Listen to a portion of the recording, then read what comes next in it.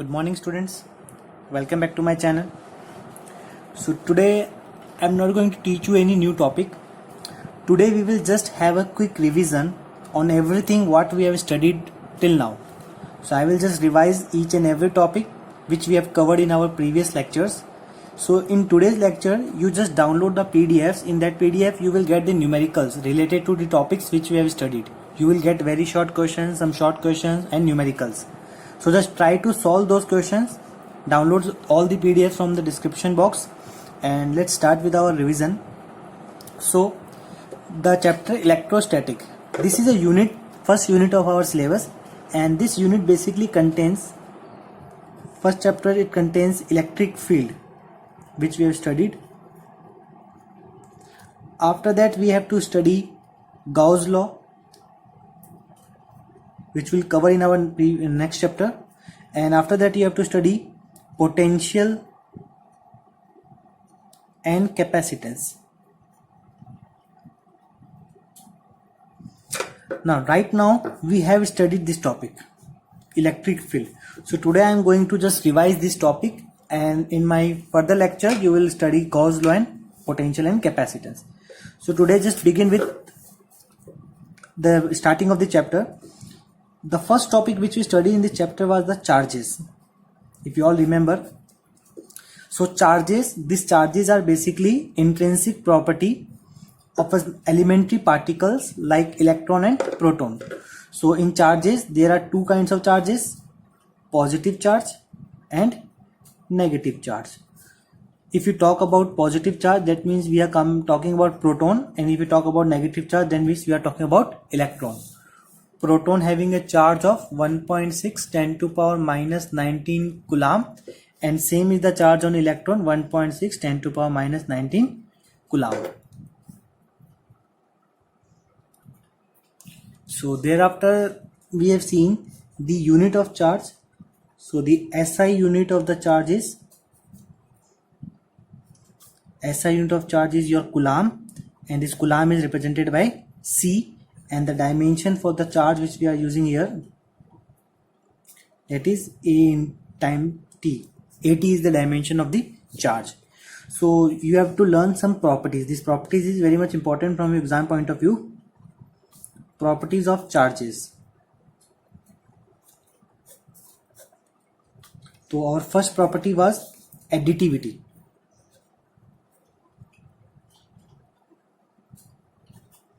This property states that the charges present in a system can simply be added. That means total charge equals to Q1 plus Q2 plus Q3. All the charges present in a system. Our second property was conservative. Now this property states that charges can neither be created nor destroyed. It can only be transferred from one body to another. Our third property was quantization. Now in this quantization we have studied the transfer of charge from one body to another body always takes place in integral number, which means the charge developed on a body is always equal to n times of E. N is your integral number, E is the charge, electronic charge, that is 1.6 10 to the power minus 19. So the charge developed is n times of E. Few more properties we can include, that charge is an intrinsic property. Intrinsic property means charge required mass. So charge completely depends on the mass of the body. And second one is invariant of speed.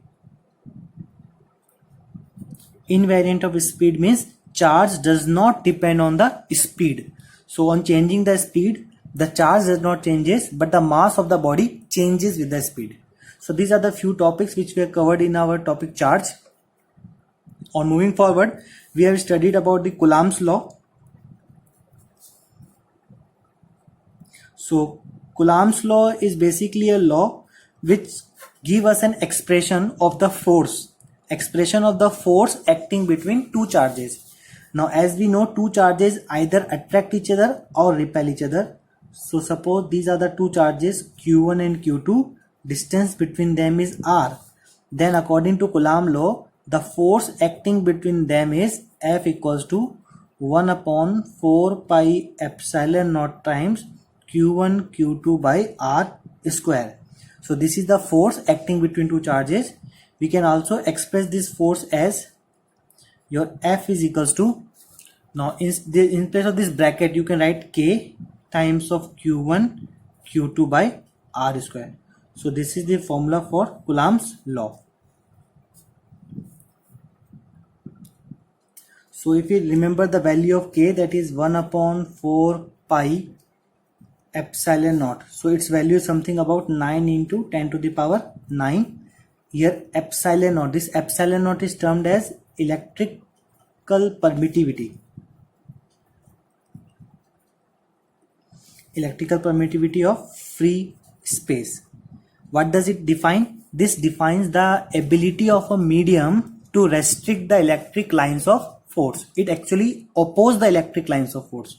So the value of this permittivity is 8.85 10 raised to power minus 12. So we can just talk about relative permittivity later on.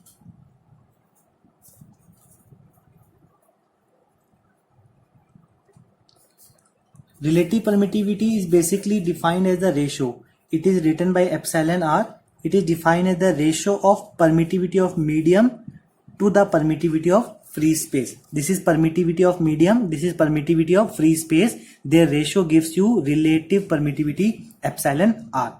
So this relative permittivity itself is a unit less quantity.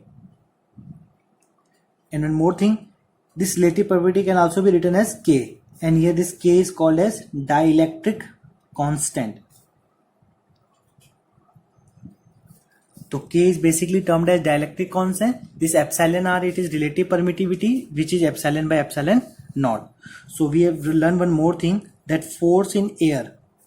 Air means the air is the medium between two charges, and force in medium means this time we have introduced some medium. So the ratio of force in air to the force in medium, this ratio is equals to K or epsilon r. So this K is termed as dielectric constant. So we can just solve the numericals from this concept. So on moving forward, we can learn one more thing. If Q1, Q2, these are the product of two charges. If Q1 into Q2 less than 0 or Q1 into Q2 more than 0, the product of two charges, it is less than 0, or the product of two charges is more than 0. So if it is less than 0, that means the force is attractive in nature. The nature of force is attractive, and if it is positive, that is more than 0, then the nature of force will be repulsive force. So we can just draw the graph based on these two concepts. Suppose this is a graph drawn between the force and 1 by r square. Graph drawn is between F and 1 by r square. Just remember, the relation between F and 1 by r square is directive. If you remember, F is equals to K times of Q1 Q2 upon r square. So the relation of force with r square is inverse, but with 1 by r it is direct relation with 1 by r square. So how can we plot a graph? If Q1 Q2 less than 0 means the product is negative. Then if the product is negative, it is attractive. So if I draw a line in the downward direction, this line represents a attractive nature of force, which means this is drawn for Q1 Q2 less than 0. If two charges are given and their product is less than 0, we draw the line in the downward direction. And if two charges are given whose product is more than 0, we draw the line in upward direction. It represents the repulsion.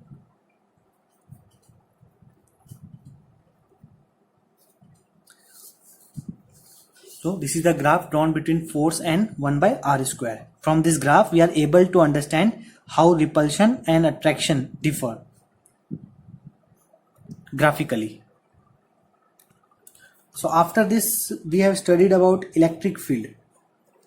So our next topic regarding this was electric field. Electric field is basically defined as the area. Suppose this is a charge, then the area around the charge where another charge is brought, it experiences a force of attraction or repulsion. Either it will attract by this charge or it will get repelled by this charge. So this region is called as electric field. So we can just define as electric field is force per unit charge. This main charge is called as source charge, and the charge which we are bringing it is called as test charge. So electric field is defined as force per unit test charge. The direction of this electric field is along the direction of the force, which is acting on the positive charge. Suppose this is a positive charge Q naught and this is also a positive charge capital Q. So due to the force, this charge will move in this direction. The force acting will be in this direction, so the direction of the electric field will be along this force only. So from this formula only we can find the value for the force. Force will be Q naught times of E, which means force exerted due to electric field. This formula gives you the force exerted due to electric field, that is Q naught times of E, and according to Newton's second law, force is equal to mass into acceleration. So your acceleration is Q naught E by m.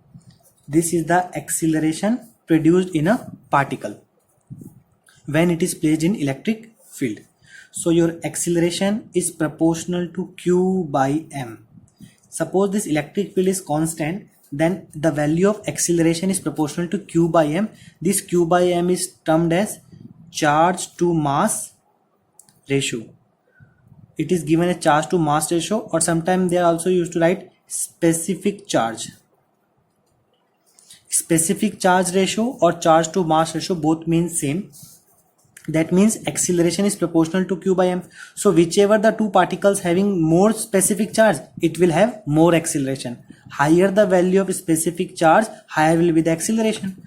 Or if charge remains same, suppose we talk about proton and electron, they both are having same charge, but mass of proton is more than a mass of electron, and we know that acceleration is inversely proportional to mass. See the relation between acceleration and the mass.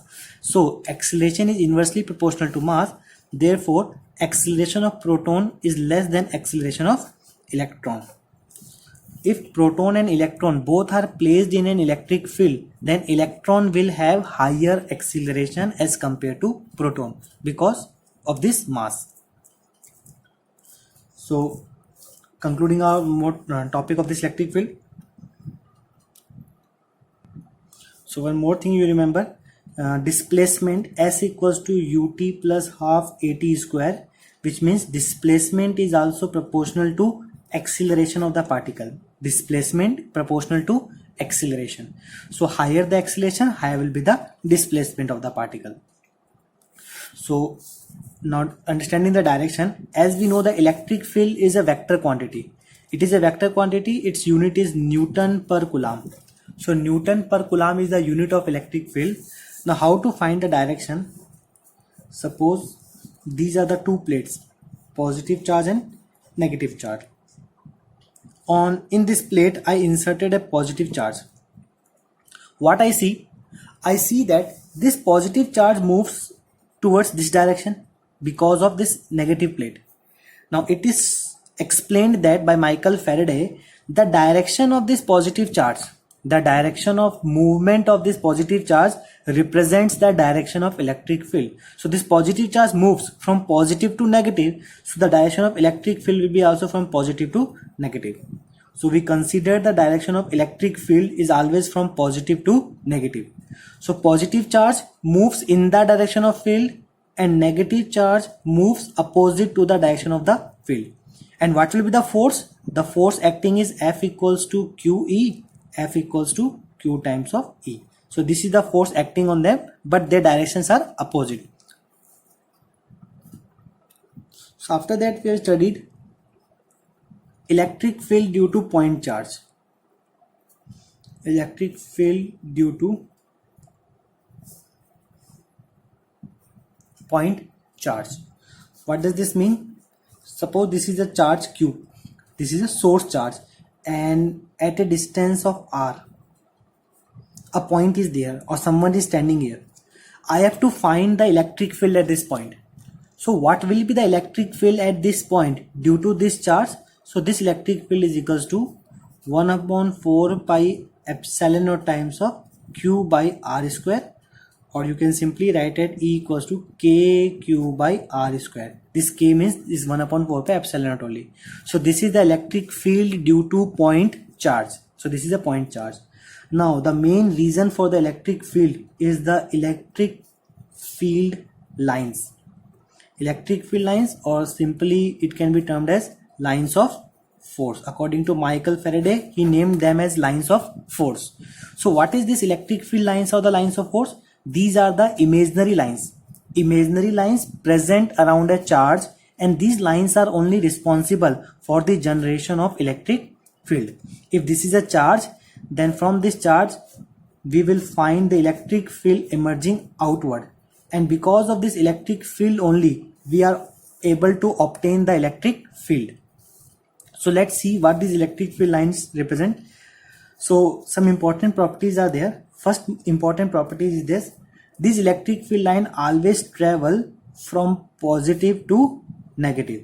That means the direction of electric field line is always from positive to negative in such a manner.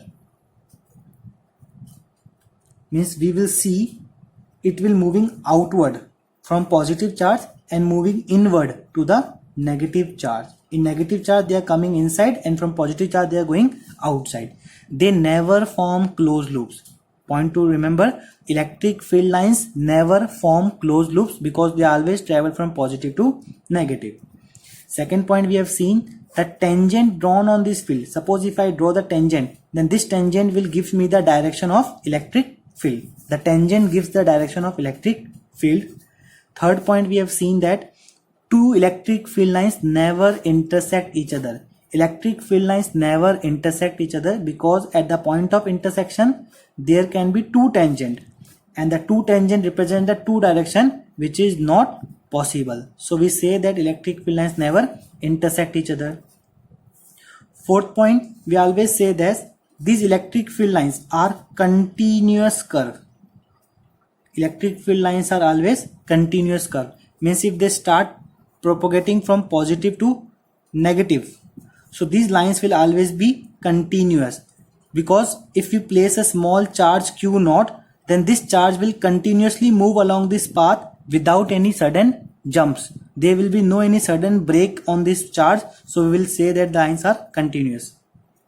Fourth, we have seen that these electric field lines are always perpendicular.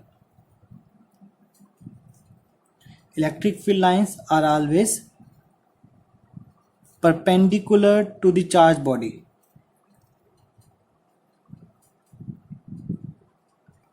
So if this is a positive charge, then electric field will be emerging out and it will be making an angle of 90 degrees from this charge body. In similar manner, if it is a negative charge, then they will enter the body also perpendicularly. They leave the body perpendicular and they enter the body perpendicular. So these are the properties of electric field. Few more properties are here. Electric field lines are concentrated near the charge. If this is the charge q, and suppose this is my electric field, this is the representation of electric field line, then you will see at point A, here I am drawing the point A. At the point A, the lines are very much concentrated. At point B, the lines are somewhat separated, and at point C, the lines are more separated. So if I say compare the electric field of these 3 points, the electric field at A is more than B, and electric field at B is more than C. Means the lines are more concentrated at the point A, so electric field is stronger at point A. One more point, important point we have considered: inside a conductor, electric field is always zero. The reason is that inside a conductor charge is zero. Charge here I am talking about net charge is zero. Suppose this is an electric field line and I am placing a conductor inside this body. So the positive charge will move in this direction and negative charge will move in this direction. Because of this positive and negative, an internal electric field setup. This is your external electric field and a small amount of internal electric field. Both electric field are opposite to each other, so they cancel out, resulting the net electric field inside the conductor is zero. So the net field is zero, and then because the net charge is zero. So these are the few properties of electric field lines. So moving forward, now next topic our was electric dipole. So dipole means two charges equal in magnitude but opposite in polarity. Equal in magnitude but opposite in polarity. Suppose this is charge plus q and this is the charge minus q. Both are equal in magnitude but opposite in polarity, and they are separated by a small distance of 2a. So this geometry, this configuration is only known as dipole, and because it consists of charge, so it is termed as electric dipole. So electric dipole is basically the two charges separated by a small distance, and suppose this is the center of the dipole, so this half distance will be termed as a and another half distance is a. So point come here is the dipole moment. Dipole moment is basically the strength of this dipole, which is given as charge into distance between them. It is represented by p. So this dipole moment is p. It is a vector quantity. It means charge into distance between them, and this distance is also taken as negative. Now what is the direction of this dipole? The direction of the dipole is from negative to positive. Remember, the direction of the dipole moment is always from negative charge to positive charge, and the unit of this dipole is charge into distance, that is coulomb into meter. It is not centimeter. Remember, it is coulomb into meter, unit of dipole moment, electric dipole moment. So on further we have seen, because of the dipole we have seen electric field. First of all, we have seen the electric field at axial point. Electric field at axial point. In this we have drawn a two dipole of plus q and minus q with a distance 2a. A line passing from the dipole, that is along this line, is only known as axial, and this was the point P. If this is point A, this is point B, let it be point C. So we have to find the electric field at this point. So this point is on the axis of the dipole, so it is termed as axial point. So the derivation you can see in my previous lecture. I just write the formula. So the axial electric field was 1 upon 4 pi epsilon naught 2 times of P upon R cube. So this was the direction of axial electric field. And one more important thing, this axial electric field act in the direction of dipole moment P. Means the direction of dipole moment and the direction of axial field both are same. Only this axial electric field act in the direction of dipole moment, that is from negative to positive.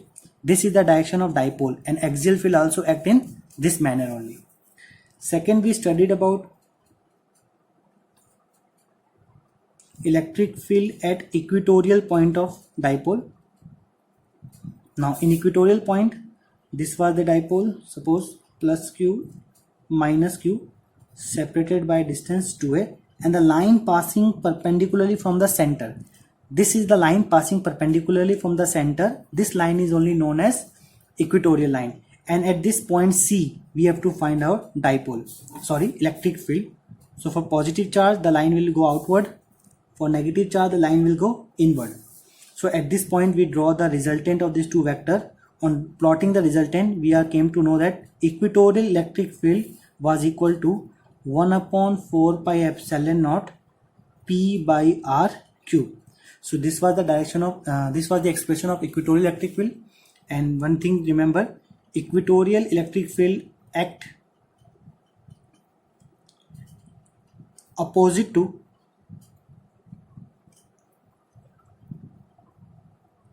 direction of dipole moment. If dipole moment is acting from negative to positive, this is the direction of dipole moment, then the direction of electric field will be from positive to negative.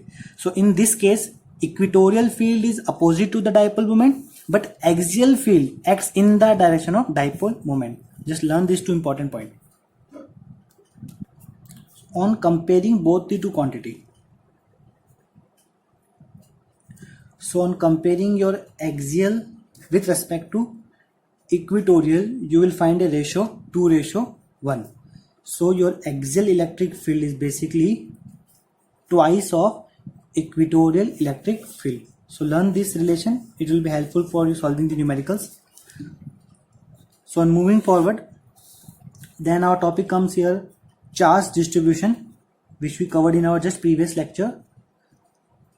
Charge distribution means if we distribute the charge very close to each other such that distance between them is very much negligible. The charges are placed very close to each other. Such kind of distribution is termed as continuous charge distribution. So basically there are three types of charge distribution. First of all, here come linear charge distribution. Then after we talk about surface charge distribution, and then after volume charge distribution. Linear charge distribution means the charges is spread along a wire, along a straight wire, one dimension. Surface charge distribution means the charge is spread along a surface, along a 2D geometry. And in the volume charge distribution means the charge is distributed along a volume, that means 3D geometry. So for lambda stands for linear charge density, it means charge per unit length. Sigma stands for surface charge density, charge per unit area. And rho stands for volume charge density, charge per unit volume.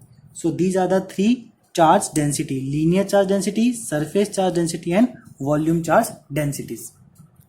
One more topic we have to cover, that is torque. Torque on a dipole. So see, suppose this is our dipole, plus q and minus q, distance between them is 2a, and this dipole is placed in the uniform electric field. Remember, I am saying uniform electric field, which means electric field is same everywhere. So if electric field is same, this charge will experience the force F equals to QE in the direction, and this will experience a force F equals to QE opposite to the direction. Both the forces are equal, but their directions are opposite. So we can say that the net force is 0. Remember this one, net force on dipole in a uniform electric field is always 0. Net force on the dipole in a uniform electric field is 0. But these two forces behave as a couple force. Their net is 0, but they will behave as a couple force, due to which it will start rotating, and if it starts rotating, there will be some torque. Torque is force into perpendicular distance between both the forces. So we just have to draw this perpendicular line, and we have to find the value of this perpendicular line from this triangle. Suppose it is making an angle theta. So using the concept of sine theta is perpendicular upon hypotenuse, which is 2a. So your perpendicular is 2a sine theta. Substituting the value, force is QE, perpendicular is 2a sine theta. So you will get Q into 2a times of E sine theta, and this bracket is the dipole moment. So torque is equals to PE sine theta. This was the value of your torque. Now 2 points were there. Now you can consider 2 points. If your theta is 0, theta 0 means the dipole is parallel. Theta is 0 means the dipole is parallel in the field. In this case your torque is 0, that is the minimum torque. If theta is 90, theta 90 means the dipole is placed perpendicular in the field. In this case your torque is maximum, and the maximum torque is P times of E. So this is your maximum torque and this is your minimum torque. And one more thing, if dipole is placed in non-uniform field, dipole in a non-uniform field, what will happen in the case non-uniform field? See, non-uniform electric field means electric field is not same everywhere. The value of electric field is different at different points. So if this is my dipole, plus q and minus q, this charge will experience some different force and it will experience some different force. Both the forces will be different. The forces will be different, which means net force is not equal to 0. So in this case, the dipole will perform translatory, means linear motion, as well as rotatory, because torque will be also acting to it. So the dipole is going to perform translatory and rotatory motion, because net force is also not equal to 0 and torque is also not equal to 0. So both these quantities are not equal to 0, so dipole will perform both the motion. So right now I have covered almost all the topics which I taught you in my previous lecture. So just go through them and please download the PDFs in the description from the description box, because today's PDF will contain the numericals and very short questions along with answers. So just try to solve them, and if you found any doubt then just let me know in my comment box. Thank you.